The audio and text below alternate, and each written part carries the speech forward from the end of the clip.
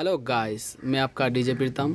और जैसा कि मैंने कहा था कि साउंड चेक वीडियो लेके आएंगे, तो चलिए साउंड चेक करते हैं। तो फ्रेंड्स, ये रहा कुछ जैसा दो डबल टप जिसमें 450 का ट्विटर और 400 वाट का स्पीकर है। टोटल हम 1600 वाट लोड दे रहे हैं इस एम्पलीफायर को। इस एम्पलीफायर पे 1600 वाट, जो कि 400 वाट का 4 स्पीकर और 450 का ट्विटर 80 वाट का। तो भाई ऑन कर, ये तो हो गया ऑन। वेट, प्ले कर गाना।